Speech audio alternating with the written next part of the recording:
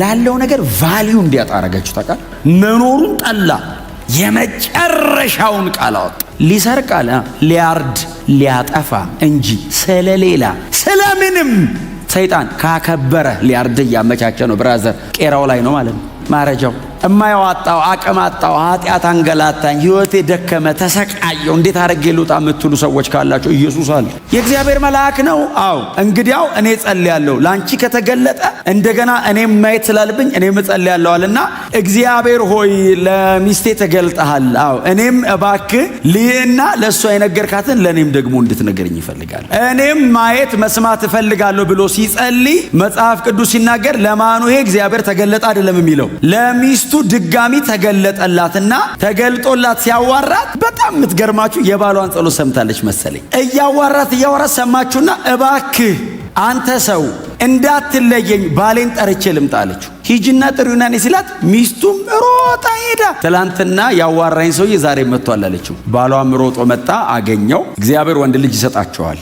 በጥንቃቄ አሳደጉት ሶምሶንን። ማኑሄና እናቱ ተጠንቅቀው መውጣት መግባቱን በቤታቸው እግዚአብሔር ላስቀመጠው ፕሮግራም ሲሉ የሚፈልጉትን እየተዉ ያማራቸውን እምቢ እያሉ ብላቴናውን አሳደጉት። በቤታችሁ የተቀመጠው ነገር በቅድስና ነው የሚያድገው። ለምን? የኔ ነውና አለ እግዚአብሔር። በ19 ዓመቱ ሲያድግ በጾርዓና በኤሽታኦል ሸለቆ መካከል በዳን ሰፈር የእግዚአብሔር መንፈስ ሊያነቃቃው ጀመር ይላል። ሰውየው የሚነቃቃው ጫካ ውስጥ ነው። የሚወርድበት ኃይል የከተማ የቅጥር በር የሚነቅል ነው። በሰው ልጅ ታሪክ እንደ ሶምሶን እግዚአብሔር ኢንቨስት ያደረገበት ሰው የለም። እግዚአብሔር ሶምሶን ፊልም የሚያደርገውን ብቻ አይደለም፣ ይሄኛውን ፍጥረታዊ ዓለም ቻሌንጅ በሚያደርግ መንገድ ነው እግዚአብሔር ኃይል በላዩ ላይ ያስቀመጠው። በጥንቃቄ ተወልዶ በጥንቃቄ አድጎ ያለ ጥንቃቄ መኖር ጀመረ። በጥንቃቄ ተወልደን በጥንቃቄ አድገን ያለ ጥንቃቄ እንዳንኖር። እላዩ ላይ ያለበት መንፈስ መምከር ብቻ ነው የምትችለው፣ መያዝ አትችልም። ይሄ ልጅ ስታስረው የተልባ እግር እሳት ላይ የወረደ ይመስል በጣጥሶ ብድግ ነው የሚለው። ከነ ጉዳዩ እስር ቤት ብታስገባው እስር ቤቱን ይዞት ይሄዳል። ታው ብቻ ነው ማለት የምትችለው፣ መያዝ አትችልም። ለምን? ትልቅ ሰው ነው፣ ማቹር አድርጓል፣ ማመዛዘን ይችላል፣ መንፈስ አለበት፣ እግዚአብሔር ከሱ ጋር ነው ያለው። መምከር ነው የምትችለው፣ መከልከል አትችልም። መጀመሪያ ያደረገው ነገር ወደ ተምና ሄደ፣ ፍልስጤም ሰፈር ሄደና አንድ ሴት ተወደደ ይላል። ከዛ መጣና አባቱ እንደዚህ ያለው አጋባኝ። ከእስራኤል መንደር ኪዳን ካለው ሕዝብ መካከል ላንተ የሚሆን ጠፍቶ ነው እዛ ሄደህ እንደዚህ ሚስት አጋቡኝ የምትለው? ወድጃታለሁ አጋባኛል። እኸረ ሕጉ አይፈቅድም። አንተ ናዝራዊ ነህ፣ ጎናቸው ያለውን ሰው ለእግዚአብሔር የተለየህ ነህ በሉት። አትንካ ያለን አትንካ በሉት። ፈለኳ አይባልም። ይሄ ቸርች ነው፣ ክርስትና ነው፣ ይሄ ህይወት ነው፣ ንግድ አይደለም፣ ስራ አይደለም፣ ይሄ ህይወት ነው። መስመር ሊኖረው ይገባል። ህይወታችን በጽድቅ ኑሩ፣ አታስነኩ። ምንም ይቅርባችሁ፣ ህይወት ይበልጣል። ጌታን ትቼ ሌላ ነገር ከሚይዝ ሰው ዓለሙን ሁሉ ቢያተርፍ ነፍሱን ግን ቢያጎድል ምን ይጠቅመዋል? አይገርማችሁም? የጌታ ኢየሱስ ክርስቶስ ንግግር ለ70 ዓመት ደስታ ሰው እንዴት ዘላለም ሁሉ ያረጋል? በዚህ ህይወት አትደራደሩ። አገባ ይላል ባይዘው ሄዶ አገባት ልጅቷን። ካገባ በኋላ ሰውየው ይኸውልህ ዝም ብሎ አግብቶ አይኖርም። አጀንዳ ስላለበት ይነካካቸዋል። ሄዶ ዝም ብሎ አይኖርም። አግብቶ አይኖርም። አያስቀምጥህም እና ይነካካቸዋል። አሳየ፣ አባትና እናቱን አሳየ፣ አስተዋወቀ። አባቱና እናቱ በሐዘን ነው የሚመለሱት። ምክንያቱም እንዴት አድርገው እንዳሳደጉት ያውቃሉ። በሐዘን ነው የሚመለሱት። ከዛ ከአባትና እናቱን ሸኝቶ ከዛ ትንሽ ከረም ብሎ ሲመለስ አንድ አንበሳ ደቦል መጣ ፊቱ። አንዳንድ በህይወታችሁ የሚደረጉ ነገሮች ለሚሰሩ ነገሮች ማረጋገጫ አይደሉ። ቀይ መብራት እየተጣሰ ሰው እኮ ይለምዳል። ታውቃላችሁ፣ ቀይ መብራት ይለምዳል። አይናችን የመጀመሪያ ቀን ነው የምንደነግጠው። መንገዱ መብራቱ ቀይ ነው ማለት ነው ይላል ሰው። አደጋ መሆኑን ረስቶ ሶምሶን እንደዛ እኮ ነው የሆነው። አዳብት አረገው ታውቃለህ መሳፍን። ከዛ ሲመጣ አንድ ወጣት አንበሳ ነው። የአንበሳ ደቦል ይላል። በቃ ጎፈር ያለው አንበሳ ከጫካ ወጥቶ ሊበላው ሲመጣ ይላል አይደል፣ የጌታ መንፈስ በላዩ ላይ ወረደ ይላል። በእጁ ምንም የለም ይላል። ወክ እያረገ ነበር ማለት ነው። ጠቦት እንደሚቆራረጥ አንበሳውን ቆራረጠው ይላል። እንዴት ነው አንበሳ የሚቆራረጠው? አንበሳ ሲቆራረጥ ነው የምናውቀው። መንገዱን ቀጠለ። እኔ አንበሳ ገዳይ እኮ አላለም፣ ዝም ብሎ ሄደ። ከዛ ደግሞ አባቱ ቤት ደግሞ ከረማልና ተመልሶ ሲመጣ አንበሳ ሆድ ውስጥ ንቦች ማር ሰርተዋል። አንበሳ የሚቆራረጥ ሰው ንብ አይነድፈው። ዞር አድርጓቸው ማሩን በላ ይላል። ከዛ ነው በዛ ስለሚል ያዝ አረገና ወደ አባቱ ቤት ይዞ ሄደ እና ለአባትና ለእናቱ ሰጣቸው። ብሉ አላቸው። ከየት አምጥተህ ነው ሲሉት ከየት እንዳመጣ አልነገራቸውም ይላል። ለምን መሰለህ? ናዝራዊ ነው፣ የሞተ ነገር መንካት አይችልም። እንኳን ማር አይደለም ለምን እንቁ አታገኝም? የሞተ ነገር ከሆነ ተከልክለሃል። ቅድስና ላይ አትደራደሩ። የምትኖሩበት ህይወት የኖራችሁ ቀን አይደለም፣ ከሆነ ጊዜ በኋላ ነው ዋጋ የሚያስከፍለን። ይሄ አካሄዱ መጨረሻ ላይ የት ጋር እንዳደረሰው እንግዲህ አንብበናል አብረን። የዕለት ዕለት አይደለም የጎዳው፣ ከተወሰነ ዓመት በኋላ ሲዘራ አያምም። እንደዚህ ነው የሚዘራው። ወደ አንተ አትዘራው፣ ማጨድ ነው ወደ ራስ። በጣም ማይነር የሚመስሉ ጥቃቅን ነገሮች ናቸው ለሰይጣን ግራውንድ የሚሰጡት። የሰይጣን ህጋዊ መቆሚያ ኃጢአት ነው። ይህ አልበቃውም። ሶምሶን እግዚአብሔር ነግሮታል፣ ፍልስጤማውያንን አጥፋ፣ ከፍልስጤማውያን ጋር ህብረት እንዳይኖር አለው። ሄዶ አገባ። ማገባቱ አላነሰው። ቁጭ ብሎ ከፍልስጤማውያን ጋር ኑሮ ጀመረ። እነሱ እኮ እያመቻቹት እኮ ነው፣ የሚገሉበት ነገር እኮ እየፈለጉ ነው። እሱስ ይጫወታል መሃላቸው። እንቆቅልሽ አቀል አሉት። ከበላተኛው በብል ከብርቱም ጣፋጭ ነገር ወጣ። ምን ማለት ነው አለ። አጥፋ ተብለ እንቆቅልሽ። ኃይል ቢያገኙ ሶምሶንን ቀድሞ ነው የሚያጠፉት። በዚህ 7 ቀን ውስጥ ከመለሳችሁልኝ፣ አዎ እኔ 30 ምናምን ካባ፣ ካልመለሳችሁልኝ እናንተ ለእኔ ተለዋጭ ልብስና 30 ካባ ታመጣላችሁ አላቸው። 3 ቀን ሞከሩ ይላል፣ አልቻሉም። ከዛ ሚስቱን ጠሯት። አንቺ አሏት፣ ፍልስጤማ አይደለሽ እንዴ? እና ታዲያ ያገባሽው ልታዘርፊን ነው እንዴ? ይህንን ሚስጥር ጠይቂውና ንገሪን፣ ካልነገርሽን አንቺንና የአባትሽን ቤት እናቃጥሏለን አሏት። ወዳው አይደለም ማለት ነው፣ ከጀርባ ፕሮግራም ተይዞበት ነው ማለት። ቢ ሲሪየስ። ሶምሶን አለችው፣ አቤት። አትወደኝም? እወድሻለሁ። ታዲያ ሚስጥሩ ምንድን ነው እያልክ ያለው ምን ማለት ነው ብላ ንዝንዝ ስታደርገው ከአንበሳ ሆድ ውስጥ ማር አውጥቼ ነው ብሎ ሚስጥሩን ነገራት። ሄዳ ነገረቻቸው። በ7ኛው ቀን 30 ካባና ተለዋጭ ልብስ በሚያመጡበት ቀን ሄዳ ስትነግራቸው መጡና ነገሩት። እንደገና ድጋሚ ተረተ። ከማር የጣፈጠ ምን ተገኝቶ አሉት። እሷ ናታ። ከአንበሳ ወዲያ ብርቱ ከየት መጥቶ አሉት። አንበሳ ገለ ማር አውጥተው ነው አሉት። ከዛ ምንድን ያላቸው ሶምሶን? በጊደሬ ባላረሳችሁ እንቆቅልሽንም ባልፈታችሁ አለ። ተረት ጀመረ። ቁጭ ብሎ አጥፋ የተባለው ሀገር ቁጭ ብሎ ተረት። እግዚአብሔር እንደ ሀገር እስራኤልን በሱ በኩል ነፃ ለማውጣት ነው የቀባው። ኢንተርቴን እንዲያደርግ አይደለም እግዚአብሔር ላይ አጀንዳ ያስቀመጠው። ሶምሶን የተለየ ኃይል አለበት ተብሎ እንዲወራለት አይደለም፣ ነፃ ለማውጣት ነው እግዚአብሔር ይህንን ሁሉ ላይ ያፈሰሰው። ይጫዋታል ቁጭ ብሎ። ቀጠሉ እነሱ። በዚህ ምክንያት 30 ሰው ሄዶ ገደለ ይላል። አንዱ ኃጢአት ሌላ እየጎተተ ነው የሚያመጣበት። 30 ሰው ገሎ ይዞ መጣ። በዚህ ምክንያት ተበሳጨልና፣ ስሙኝ፣ ተበሳጨልና ተነስቶ ወደ አባቱ ቤት ሲሄድ ሚስቱን ይኸውላችሁ እዩት፣ ምን አይነት ላይፉን እንዴት ሚዝረብል እንዳረጉበት። ሚስቱን ወስደው ለመጀመሪያ ሚዜው ዳሩበት ይላል። አባቱ ቤት ከርሞ ተመልሶ ሲመጣ ሚስቴ ሲል በቃ አንተ ወደ አባት ቤት ሄድክ እኮ መስሎን ለመጀመሪያ ሚዜ ዳር ናት። እንደውም ሁለተኛዋ ልጅ እንደውም እኮ ከሷ የተሻለች ቆንጆ ናት፣ ለምን አታገባትም አሉት። ሌላ ህይወት የእግዚአብሔርን አስጥለው የእነሱን እንዲኖር አረጉት። እምቢ በሉ፣ እምቢ ኖ ሌላ አጀንዳ አለብኝ እኔ አልፈቅድም፣ እድል አልሰጥም፣ አላረገውም። ሊበቀል ሲፈልግ የእግዚአብሔርን ኃይል ይፈልጋል። ሊስት ሲፈልግ ህጉን ይጥለዋል። ከዛ ሶምሶን ወደ ጫካ ወረደና 300 ቀበሮ ጠራ። ይገርመኛል ግን የፈለገ ኃይል ቢኖርብህ አንተ ቀበሮ ጠራለን። 300 ቀበሮ ጠራ ያለ ቀበሮ አሁን እንዴት አንደርስታንድ ያደርጋል? ምን አይነት ኃይል ነው? ምን አይነት መለኮታዊ ፌቨር ነው በቀበሮ ፊት የሚያቆም? በጣም ብዙ አይነት ምክንያት አላት ቀበሮ። በዚህ ጠጋ ብትላት እንድትሸሻት ከመናከሱ ከአውሬነቱ ውጪ ዙሪያው ክብ ሰርተው ቁጫል። ከዛስ ሁለት ነው አላቸው። ሁለት አረጋችልና አውሬ ቀበሮ እኮ ነው ከጫካ እኮ ነው የመጣው። አስለምዶ እኮ እንዳይመስልህ። ሁለት አድርጎ ጭራቸውን አንድ ላይ አድርጎ ችቦ ላያቸው ላይ ያሰረ። ጭራቸው ላይ ችቦ አድርጎ ችቦውን እሳት ለኩሶ ወደ ፍልስጤም እርሻ ሄዱ አላቸው። ወደ ቤቱ የተመለሰ ቀበሮ የለም። አንተ አጋጣሚ አይደለም ማለት እኮ ነው ነገሩ። ወደ ፍልስጤም እርሻ ሄደው የፍልስጤም እርሻ አቃጠሉ ይላል። ነፃ ለማውጣት የሰጠውን ኃይል ለተለያዩ ነገሮች አዋለው። የማይተካ ነገር ምን እንደሆነ ታውቃላችሁ? በሰው ዕድሜ ሲዝን፣ ወቅት፣ ጊዜ።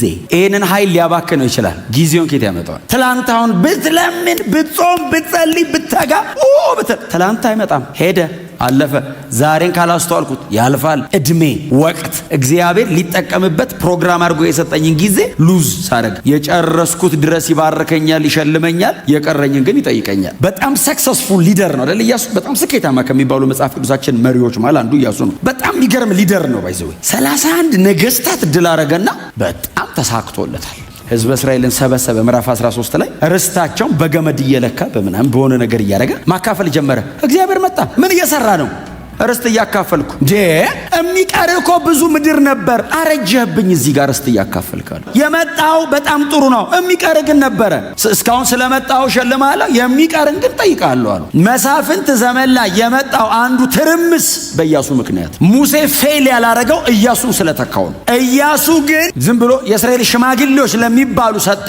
እኔና ቤተ እግዚአብሔር እናመልካለን፣ እናንተ የምታመልኩትን ምረጡ አለ። ኖ እስራኤል እኮ ነው ህዝቡ። እንዴት ነው የምታመልኩትን ምረጡ የምትለው? ሰብስበ እግዚአብሔርን አምልክ ነው የምትለው። ለአሞራውያን አማልክት ህዝብ ለኬጢያውያን ለምናምን ይሸኛል እንዴ? ብድግ ብሎ ፌርዛውያንን ነው ማመልከው ቢል እስራኤላዊ እንዴት አድርገህ ነው የምትሸኘው? ከግብፅ ምድር እግዚአብሔር አውጥቶ አምጥቶት። ጥቅሱ በራሱ በጣም ቆንጆ ጥቅስ ነው። ከኢያሱ አውድ አንጻር ግን ከባድ ነው። እኔና ቤቴ ብቻ አይደለም፣ የህዝብ መሪ ነው እሱ። ኔሽን ነው ከኋላው ያለው። ኑ እግዚአብሔርን ተከተሉ። ሙሴን አታየውም እንዴ? ጥጃ ሰርተው ሲያስቀምጡ ሊደረግ እንግዲህ ጥጃ ሰሩ ነው እንዴ ያለው? ፈጭቶ በጥብጦ አጠጣቸው ነው የሚለው። በዚህ አጠጣቸው። ከዛስ የእግዚአብሔር ወገን የሆነ በእኔ በኩል ይቁም አለ። ከዛስ አላመልክም የሚለውን በሙሉ ጨርሱት አላቸው እኮ። ጨርሶች እኮ ሌዋውያን። ሌዊ እኮ ያኔ እኮ ነው የተመረጠው። እግዚአብሔር በሙሴ በኩል እስራኤልን ሲመረቅ ለሌዊ እንደዚህ እኮ ነው ያለው። እናትና አባቱን ላላለ እህትና ወንድሙንም ለናቀ እኔን ለመረጠኝ ለሌዊ ርስቱ ነኛል። የለም ሌላ ምርጫ፣ በጽድቅ መኖር ብቻ ነው። እኛ ክርስቲያኖች ነን፣ በጌታ ነኝ እኔ። በእውነት ነው የምላችሁ። አሁን የሶምሶንን ህይወት ዝም ብላችሁ እዩት፣ ያስቀናል። በዚህ እንደዚህ ስታዩ የዛ ዘመን ብትኖር ካለቀ በኋላስ አሁን እንደና እንዳንተ ቁጭ ብሎ የሚያነባውስ ምን አለ? ትንሽ እንደው ያዝብ ያደረገው ምን አለ? ይሄንን የሚያክል ኃይል ለእግዚአብሔር አጀንዳ ቢያውለው በዚህ አይነት መንገድ አይሞትም። በክብር አልጨረሰም። ከሶምሶን ጋር ማን ነው አይምሯችሁ ላይ የሚመጣው? ይህንን ሁሉ ኃይል ተሸከመ ሶምሶን፣ ፌል አረገ። በጣም ሰክሰስፉል ነበረ ዮሴፍ። እንደዚህ የከተማ የቅጥር በር የሚነቅል ኃይል ቢኖረው ዮሴፍ እስር ቤት በሰላም ታስሮ ይቀመጥ። ሶምሶንስ ቢሆን እስር ቤት እዚህ አካባቢ ነበር ነው የሚያስብልህ። ይዞት ሄዶ መንገድ ነው የሚያደርገው እስር ቤቱን ሜዳ። ዩ ሃቭ ቱ ቢ ሲሪየስ። እንደ ክርስቲያኑ ኑ። በአንደበታችን ከምንሰብከው በላይ ህይወታችን ይናገራል። ዮሴፍን ይዩት እስቲ፣ ምንም አድርገው።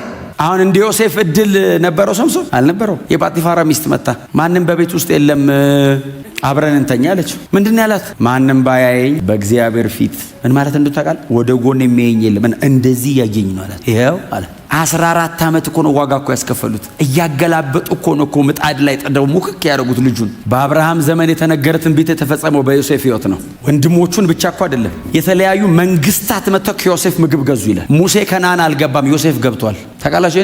ዮሴፍ ሊሞት ሲል እንደዚህ ያላቸው የእስራኤል ልጆችን ሰበሰበና ዮሴፍ ከሞተ እኮ ከ100 ዓመታት በኋላ እኮ ነው የወጡት። እንደዚህ ያላቸው አምላካችሁ እግዚአብሔር ጎብኘትን ይጎበኛቸዋል። ያኔ እግዚአብሔር ሲጎበኛችሁ ከዚህ ሀገር ትወጣላችኋል። ትወጡ አጽሜን እዚህ እንዳትተዉት ይዛችሁ ትውጡና እግዚአብሔር የሚለው ምድር አሳርፉት አላቸው። የዮሴፍን አጥንት ወስደው በተምና ሴራ አሳረፉት ይላል። ሙሴ ምድረ በዳን የተቀበረው፣ አሮን ምድረ በዳን የሞተው፣ ማርያም ምድረ በዳን የሞተችው፣ በሙሉ ምድረ በዳን ያለቁት። ዮሴፍ ገብቷል። የጽድቅ አቋም የሚጠቅም ዘንድሮ ብቻ ላይሆን ይችላል። ካንቀላፋ በኋላ ተጽዕኖ ይቀጥላል። በእግዚአብሔር መንግስት ምልክት ሆነ ትኖራል። ሶምሶንን ይዩት። በጣም ፌቨርድ ነው። በጣም ፕሮሞት የሚደረግ አይነት ሰው ነው። መጣ ከተባለ ሶምሶን በቃ ከተመልን። ከዛ ይሄንን ሲያደርግባቸው 300 ቀበሮ እርሻቸውን ሲያቃጥል ፍልስጤማውያን ተሰበሰቡና እንደዚህ ያሉ፣ እንሂድና ሶምሶንን አንችለው፣ እስራኤልን ሄደን እናጥፋ ብለው የእስራኤል መሪዎችን ሰበሰቧቸውና እናንተ አሏቸው፣ ይሄ ሶምሶን የሚሉት ሰው እየመጣ አንዴ በቀበሮ አንዴ በምን አገራችንን እያጠፋ ነው፣ እንዳደረገብን ልናደርግበት ስለምንፈልግ አሰለፋችሁ ስጡን ሲሏቸው በጥንቃቄ ስሙን። የእስራኤል ሽማግሌዎች ሄዱ ሶምሶን ጋር ና አሉት። አቤት አለ። ቁጭ በል ፍልስጤማውያን ይፈልገዋል፣ አስረን ልንሰጥ ነው አሉት። እንደዚህ አላቸው፣ እናንተ ምንም አታርጉ። ለምን መሰለ? ወንድሞች ናቸው። ኃይሉ የሚሰራው ጠላት ሰፈር ነው። በወንድሞቹ መካከልና በጠላቶቹ ፊት ለፊት ነው የሚለው ቃሉ። ለቸርች ነው እግዚአብሔር ከቀባችሁ እሰሩኝና እነሱ ማል ቁጭ አርጉ።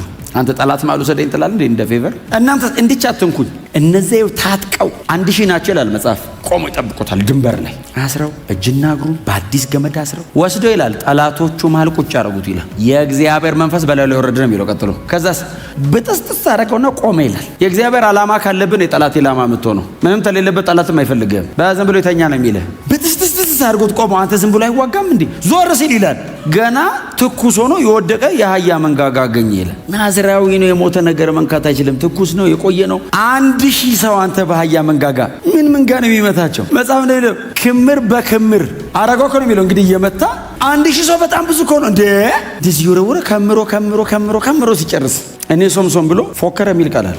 ሶምሶንም በአንድ የአህያ መንጋጋ 1000 ሰው ዘራሪ ፉከራ እኮ ነው። 1000 ሰው ዘራሪ በአንድ የአህያ መንጋጋ 1000 ሬሳ አነባባሪ ብሎ ፎከረ ይላል። ከዛ ጥም ያዘው። ጥም ሲያቃጥሎስ ጮኸ፣ እግዚአብሔር ሆይ ይህንን ሁሉ ድል ሰጠኝ፣ እንደዚህ አሸንፌ በጣም ልገለኝ ነው እንዴ? አንድ እጅ አቀብሎ የሚያጠጣኝ በጣም ልሞት ነው ወይ ሲለው፣ በጣም የሚገርማችሁ እግዚአብሔር አለት ሰነጠ አዘቅቶን ነው የሚለው። እሱ ጋር አለት ሊትራሊ አለት ነው የሚለው ትክክለኛው ቃል። አለት ሰነጠቀለት ይላል። ውሃ ጠጣ ይላል። መጨረሻ ላይ ሰይጣን አንድ ደሊላ የምትባል ሴት አስተዋወቀ። ደሊላ ተጠግተው ወዶ አይደለም የተጠጋችው። ደሊላ ከሶምሶን ጋር መታ እንደምትወደው ትነግሯለች። በጀርባ በኩል ከፍልስጤም ሹማምንት ጋር ስለሱ ታወራለች። ይሄንን ሶምሶን የተባለ ሰው እንድንገለው ብታግዢን ዮሴፍ አይነት 7 ባሪያ የሚገዛው ዋጋ ብር እንሰጥሻለን እና እንግደለው ወይ ግደዩ። ይሄንን ታርጌት ታርጋ ነው መታ ሶምሶን አለችው። አቤት አለ። የብርታት ታላቅነት ሚስጥርና ታስረ በቁጥጥር ስር የምትውለው እንዴት እንደሆነ እባክህ ንገረኝ። ምን ባረገ ነው ተራ ሰው የምትሆነው አለችው። ሰው በእውነት ነው የምላችሁ ካልሞተ በቀር በቁሙ እንዴት ተራ ላርግ ሲባል እንዲህ ብታረገኝ ይባላል።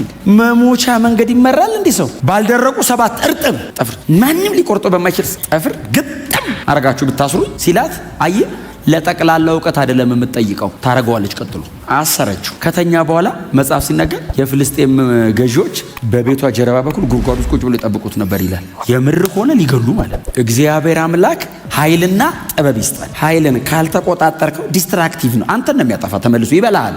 ሶምሶን ኃይል አለው፣ ጥበብ የለውም። ተመልሶ የገደለው እኮ እሱን። እንዴት አድርጌ ነው ተራ ሰው ማድረግ ስትለው በዚህ መንገድ ሲላት አደረገችው። ቀጥሎስ 7ቱን የፀጉሬን ጉንጉን ከምን ጋር ነው አንድ ላይ አድርገሽ አስረሽ በ7 ችካል ብትቸክ 7 ነው ጉንጉኑ በ7 ችካል መሬት ላይ ብትቸኪው አው መነቃነቅ አልችልም። አየ ኮቨናንቱ ጋር ተጠጋላት። ኪዳኑ አካባቢ መጣ። ሰይጣን እስከ መቼ ነው ሰውን የሚፈትነው? እስኪወድቅ።